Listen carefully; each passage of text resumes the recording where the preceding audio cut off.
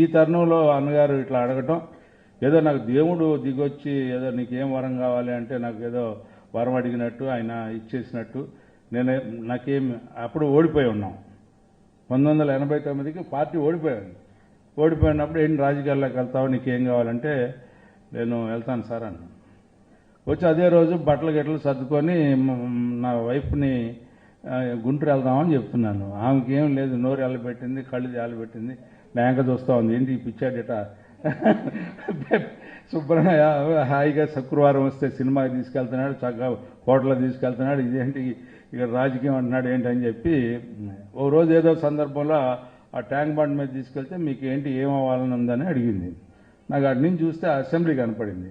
నాకు దాని వెంక చూసి ఎమ్మెల్యే అవ్వాలని ఉందని చెప్పాను. అంటే యాదృచ్ఛికం ఇవన్నీ.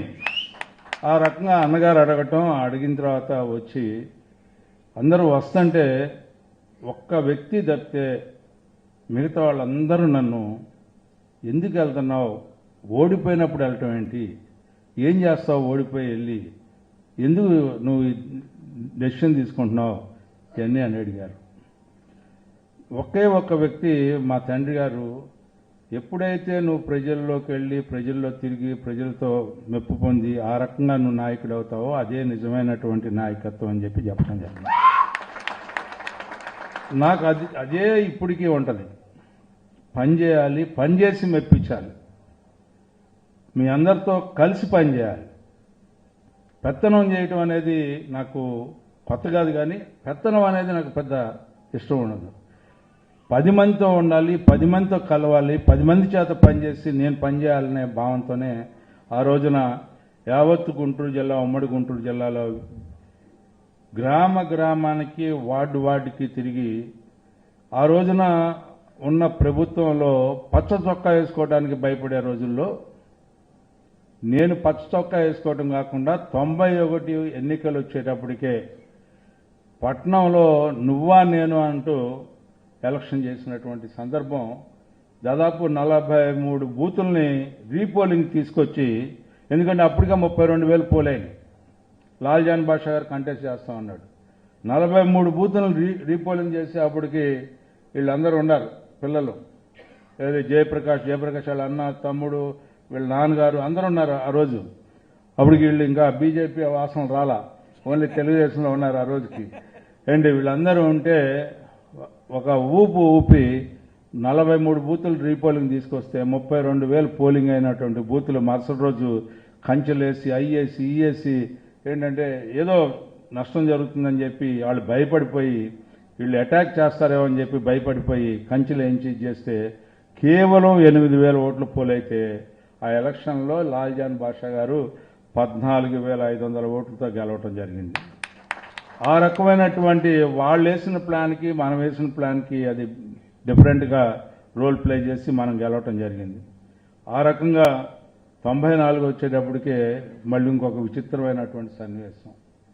పెద్ద ఆయన ఆజానుబాహుడు, 6 అడుగుల అందగాడు, 6 సార్లు పోటీ చేసిన వ్యక్తి మరి ఎడ్లపాటి వెంకటరావు.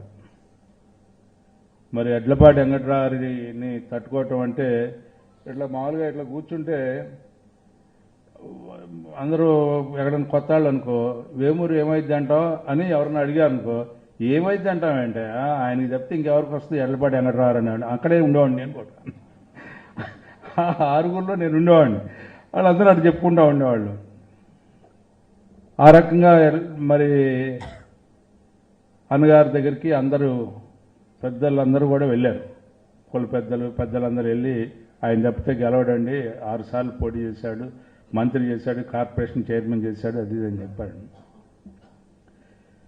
అది అయిపోయింది. నేను వెళ్ళి అదే క్షణంలో వాళ్ళు కింద దిగుతున్నారు, నేను ఎక్కాను. ఏమండి వారందరూ వచ్చారని చెప్పి పెద్ద ఆయన కూడా అడిగాడు.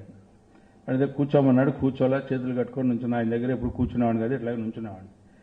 ఆయన మాట్లాడుతా మరి ఏంటి ఏం మాట్లాడమంటే ఆయనకి బలం ఉందంటున్నారు, అది ఇదని అన్నాడు. నాది ఎంటీ మైండ్, నాకేమి అసలు బ్లాంక్.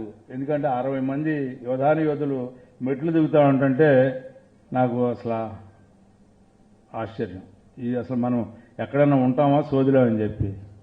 నేను కూడా ఏం మాట్లాడటం ఏంటి బ్రదర్ అన్నీ ఎట్లా అన్నాడు. సార్ వారికి బలం ఉందంట కదా అన్నాడు. ఏమో సార్ నాకైతే తెలియదు, నాకు మాత్రం బలం లేదు, నాకున్న బలం వల్ల మీరే సార్ అని చెప్పి దండం పెట్టా. ఎమ్మటే లేచి పెద్ద ఆయన ఇట్లా లాగి ఫోటో తీయించి ఓ గెలిచిరా పో అని చెప్పాడు.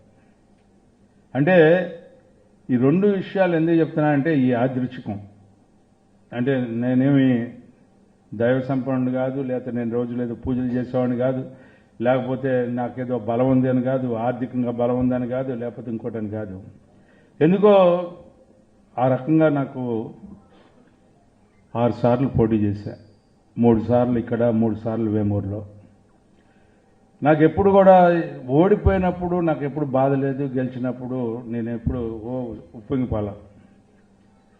నాకు ఎప్పుడు కూడా ఏంటంటే నేను నా దగ్గరికి వచ్చిన వాడిని నేను బాధ పెట్టకుండా వాళ్ళ యొక్క పనిని ఏ రకంగా చేయగలనని చెప్పి ఆలోచించడం తప్పితే ఆనాటి నుంచి ఈనాటి వరకు ఎప్పుడు కూడా వాళ్ళు ఏదైనా నేను ఒక్కోసారి ఎక్కువసార్లు తిడతా ఉంటాను నా కార్యకర్తల్ని, లీడర్స్ని.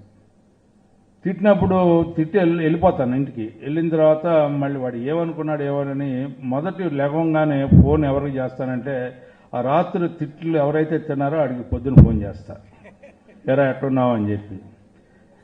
అంటే నాకు వాడు బాధపడకూడదు, అలాంటి తత్వంతో మీ మధ్యలో పెరిగిన వ్యక్తిని నేను.